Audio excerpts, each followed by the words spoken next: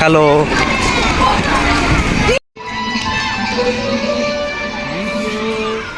Hello, how are you?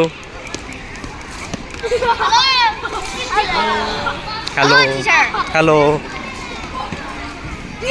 গত বছর 2025 সালের জুলাই মাসে যখন আমি চাইনিজ স্টুডেন্ট ভিসাটা পাই, মানে ফুল স্কলারশিপ উইথ স্টাইপেন্ড, অর্থাৎ ইউনিভার্সিটি থেকে আমাকে একটা ভালো স্টাইপেন্ডই দেওয়া হতো।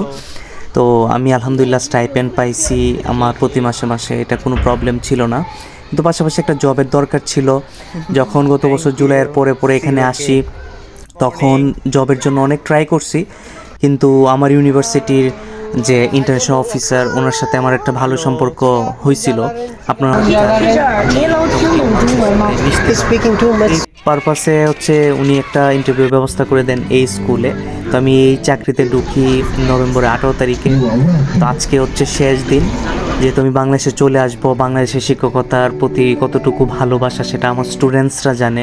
প্রত্যেকটা স্টুডেন্টস, ছেলে হোক মেয়ে হোক, আমার কাছে একদম বন্ধুর মতো, পরিবারের মতো। আমি কতটুকু মিশি আপনারাও জানেন, বা সবাই জানে যারা আমার স্টুডেন্ট ছিল কিংবা আমার কলিগরা সহ।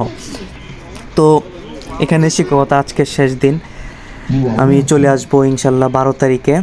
তো দেখা হবে কিশোরগঞ্জের সবার সাথে। দোয়া চাই। এখানেও এসে একটা নতুন অভিজ্ঞতা হইল। এতদিন এখানে জব করলাম, ইংরেজি টিচার হিসেবে কাজ করলাম, একটা নতুন এক্সপিরিয়েন্স, এবং আমি হচ্ছে একটা মাস্টার্স ডিগ্রি কমপ্লিট করলাম। এখানেও ইচ্ছা করলে আমি থাকতে পারবো ওয়ার্ক পারমিট কিংবা ইন্টার্নশিপ ভিসা নিয়ে, কিন্তু দিন শেষে আমারও পরিবার আছে, আমার মেয়েটা আছে।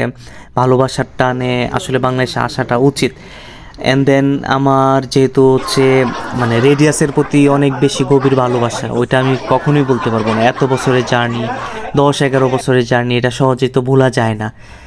আল্লাহ যদি চায় ইনশাল্লাহ দেখা হবে কিশোরগঞ্জের প্রত্যেকটা শিক্ষার্থীদের সাথে, ভাই বন্ধু কিংবা কলিগদের সাথে। আগের রাব্বিকে হয়তো বা পাবে না, এখন নতুন এক রাব্বিকে পাবে, যে আগের মতো না, যে একদম বিশ্বাস করে মানুষকে প্রশ্রয় দিবে বা হচ্ছে বুকে জড়ায় নিবে, এরকম না। আমি আমার জায়গায় স্ট্রং থাকবো, পরিপক্ক থাকবো, ম্যাচিউরিটি নিয়ে চলাফেরা করব। আগে অনেকেরই ভালোবাসছি কিন্তু কষ্ট পাইছি, তো আমি এদিক থেকে সতর্ক থাকবো। দোয়া করবেন যাতে ভালো মানুষ হিসেবে পরিবারের জন্যই শুধুমাত্র করে যেতে পারি, পাশাপাশি মানুষের জন্য যাতে কোনো একটা কিছু করতে পারি। রেডিয়াসের প্রতি ভালোবাসা ছিল বিদায় এখন চলে আসা। আর আমি এত বছরের জার্নি, 10-11 বছরের জার্নি, এটা ইচ্ছা করলেও মানে শেষ করতে পারবো না। তাই চলে আসার জন্যই মূলত প্রিপারেশান নেওয়া, এবং ইনশাল্লাহ চলে আসতেছি।